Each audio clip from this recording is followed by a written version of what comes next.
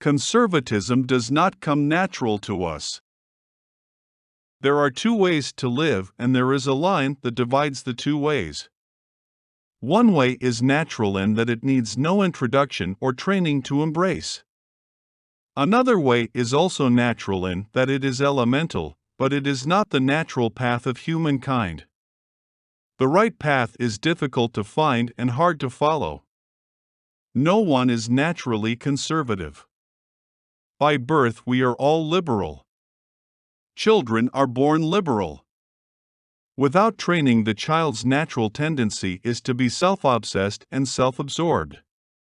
Early on, the child discovers he or she is a victim of the parent's privilege and supremacy. The child in its early years experiences frustration. The child's first realization is that she can only demand what she wants up to a limit. The child has no leverage because he is totally dependent on his parents for life itself. The child does not understand it is illegal for the parents to kill it or withhold care.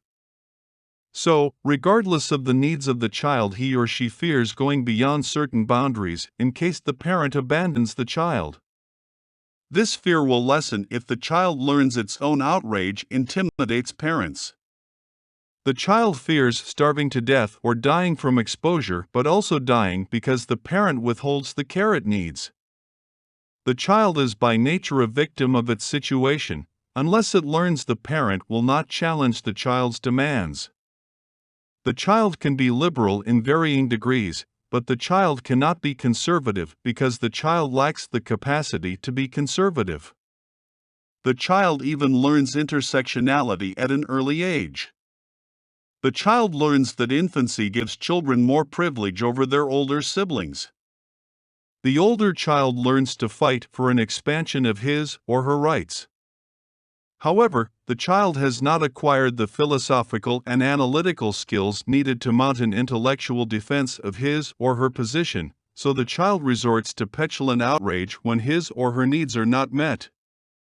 It is only as the child acquires skills that he learns he can leverage these abilities into rights. However, this is a stage fraught with exceptions. If the child does not acquire skills or finds outbursts more effective at gaining privileges, this stage may not be reached or embraced fully. Parents may not respond consistently and positively to the child's efforts to participate in his or her own care. If the child cannot earn his or her rights, she will learn to acquire them through other means. Perhaps deceit will be resorted to. The child that cannot earn an increase in their allowance may resort to petty theft. The child that desires more liberty may acquire it by lying about where he is going or how long she will be absent from the home. The point is that biology prevents the child from being an equal member of the family group. Family dynamics may hinder the child's emergence as a conservative, meaning a gainful contributor to the economics of the family. If the child does not see gaining an education as a way of contributing value to the family, he or she may rebel against the routines of school.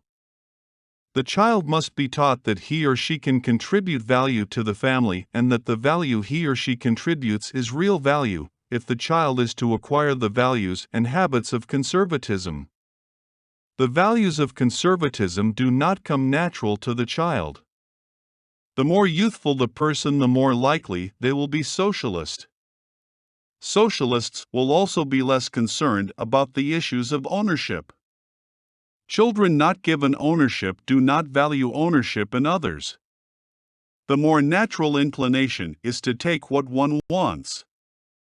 It is natural to use one's physical power or emotional blackmail to acquire resources than it is to work.